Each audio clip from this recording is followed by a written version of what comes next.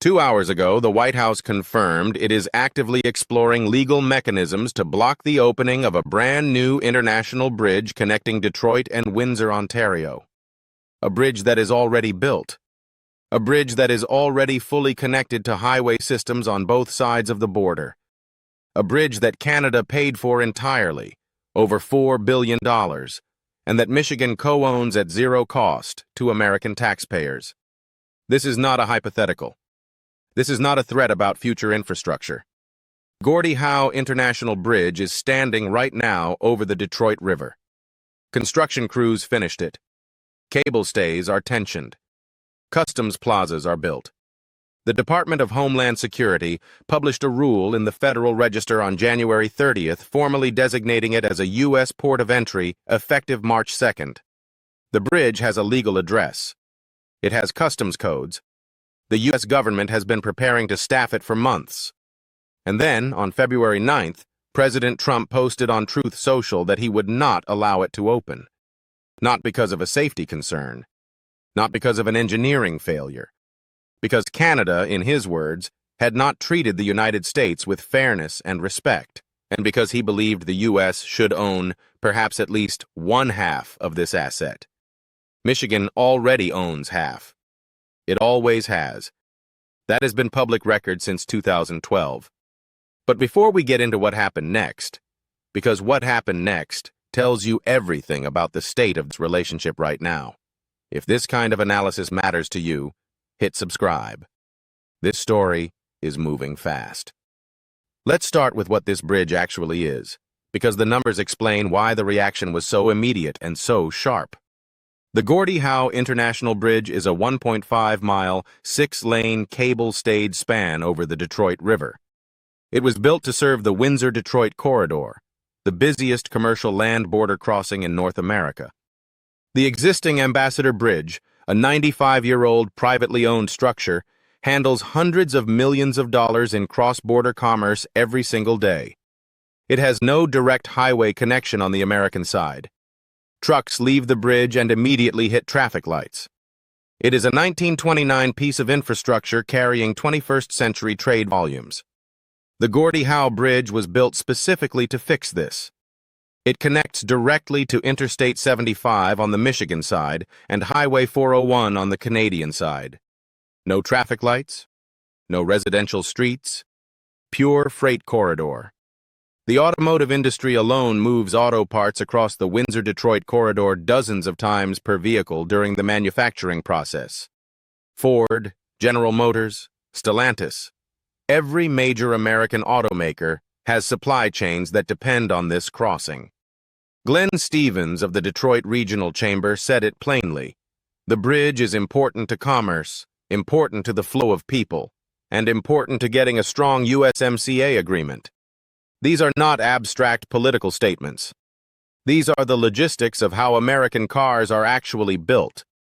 Canada financed the entire project, $4.4 billion, with construction managed through a public-private partnership.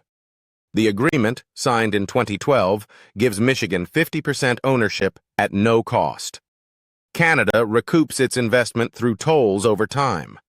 Former Republican Governor Rick Snyder negotiated the deal. He called it one of the best arrangements Michigan has ever received from a foreign partner. Trump's own first administration endorsed the project enthusiastically. In February 2017, the White House released a joint statement with then Prime Minister Justin Trudeau explicitly celebrating the bridge as, quote, a vital economic link between our two countries and calling for its expeditious completion. That was Trump 1.0. Now here is what Trump 1.0 called a vital economic link and what Trump 2.0 is calling leverage. The February 9th Truth Social post made several claims about the bridge.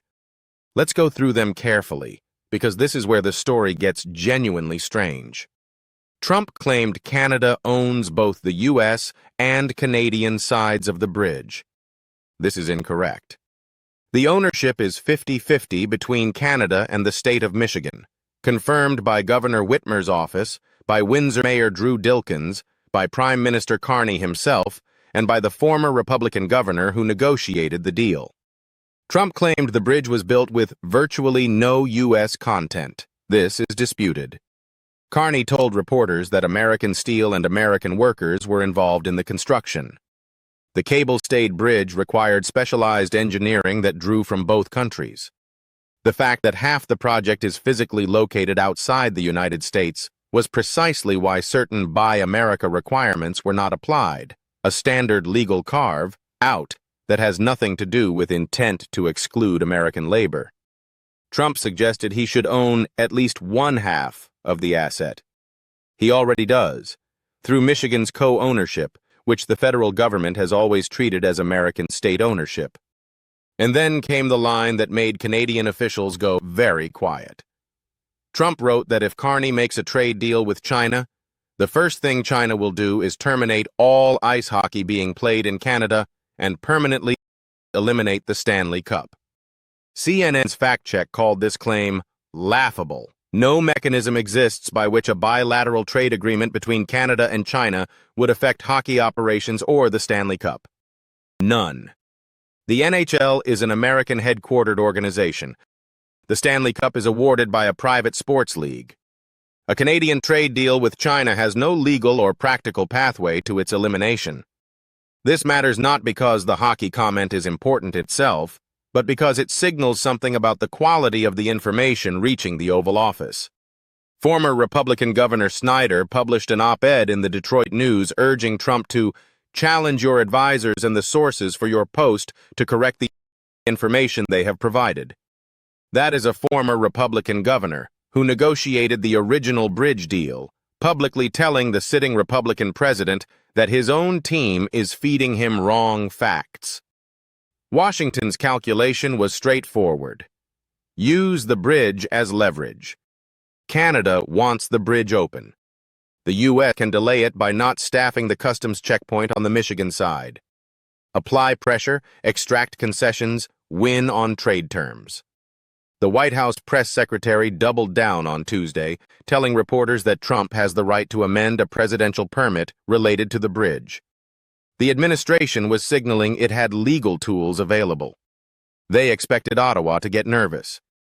They expected Canadian business leaders to start calling Carney, demanding he find a way to make this go away. What they did not expect was the response they got. Carney spoke to reporters the same day Trump posted his threat. He did not raise his voice. He did not issue counter-threats. He did what a former central banker does when someone makes factual errors in public. He corrected the record. I explained to the president that Canada, of course, paid for the construction of the bridge, over $4 billion. The ownership is shared between the state of Michigan and the government of Canada. In the construction of the bridge, obviously there's Canadian steel, Canadian workers, but also U.S. steel, U.S. workers that are involved. This is a great example of cooperation between our countries. Then he said the dispute will be resolved, not we are deeply concerned, not we urge restraint, will be resolved. That confidence was not accidental. Carney knows the structural position Canada holds in this specific fight. The bridge will not open if the U.S. side is not staffed by Customs and Border Protection. That is the White House's leverage. But consider what happens if the bridge stays closed. The Ambassador Bridge, the 95-year-old privately owned bottlenecked alternative, handles the overflow. Trucking delays increase. The automotive supply chain, which requires just-in-time parts delivery, begins to feel the strain. Every extra hour at the border is a cost that lands in Detroit, not Windsor. Windsor Mayor Drew Dilkins said he is confident the bridge will open, and then explained why with one sentence. It is fully constructed and fully connected to the interstate systems on both sides of the border. The bridge is not waiting for Canada to do something. It is waiting for the U.S. government to show up and staff its own customs checkpoint, something it already agreed to do, something it spent the last year preparing to do, and something that directly benefits American freight flow. Blocking the bridge does not hurt Canada more than it hurts Michigan. It might hurt Michigan more. The Michigan political response made this dynamic visible within hours.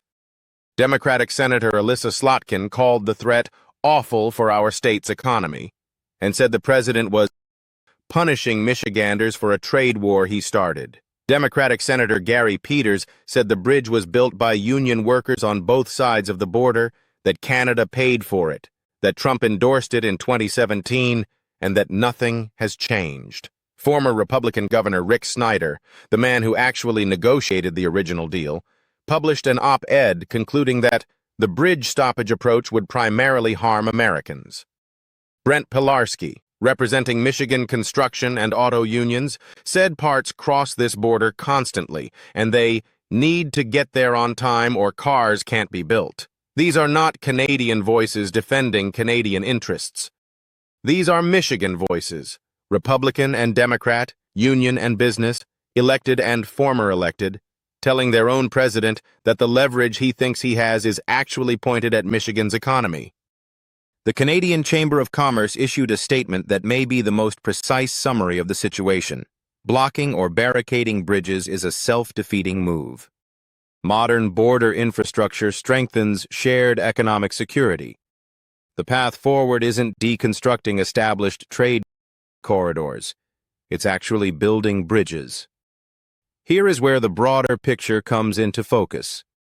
Trump's bridge threat did not arrive in a vacuum. It came alongside 25% tariffs on most Canadian goods, 50% tariffs on Canadian steel and aluminum, a declared national emergency over fentanyl at a border where less than 1% of seized fentanyl is actually found, threats about absorbing Canada as a 51st state, and a complete restructuring of what Washington means by alliance. The House of Representatives voted 219 to 211 to repeal the Canadian tariffs on February 11th. 2 days after the bridge threat. 6 Republicans crossed the aisle. The vote was symbolic. It will not survive the Senate and would face a veto. But the signal was clear. Even within Trump's own party, the Canadian file is generating political damage. A Congressional Budget Office report confirmed the same week that companies are passing 90% of tariff costs to consumers. Not to Canada. To American consumers. The Supreme Court is separately weighing whether the IEEPA emergency powers used to impose the tariffs are even constitutional. A ruling could come as soon as this month. If the court strikes down the authority, the entire tariff architecture built on the fentanyl emergency declaration collapses, regardless of what happens in Congress. And through all of this, Carney has been building. His 9-day trade mission across India, Australia, and Japan in late February. The comprehensive strategic partnership signed with Japan on March 6th, covering LNG, clean energy, and critical minerals. Formal trade agreement activations with the EU. A speech to the Australian Parliament, a rare address from a Canadian Prime Minister, where he outlined a coalition of middle powers representing a larger combined GDP than the United States. None of this is anti-American. Carney has said repeatedly that Canada wants a strong relationship with the United States. But the diversification is happening.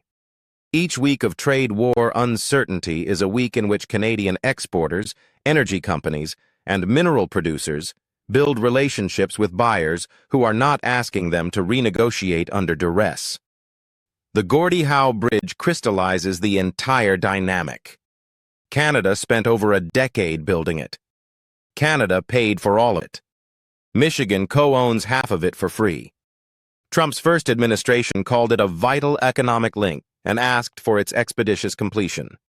The bridge is now physically complete, legally designated as a U.S. port of entry, and ready to handle freight that currently clogs a 95-year-old bottleneck.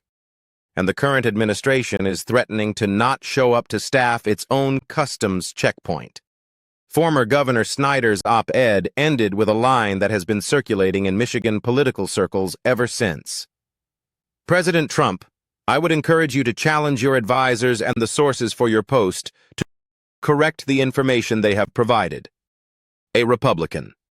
Who built the deal. Telling the Republican president his team got the facts wrong. That is the state of the northern border right now. The bridge is ready. The highway connections are live. The customs codes are filed. The port of entry designation is published in the Federal Register. The only thing standing between that bridge and its first truck crossing the Detroit River is a decision from Washington. And Washington, for the moment, is focused on leverage it may not actually have against a partner that has spent the last year building alternatives, filing legal challenges, diversifying trade relationships, and calmly correcting the public record every time a fact gets wrong. 2 hours ago, the White House thought blocking a bridge would bring Canada to the table. 2 hours later, Michigan's own politicians, union leaders, and former Republican governors are explaining why the table just moved.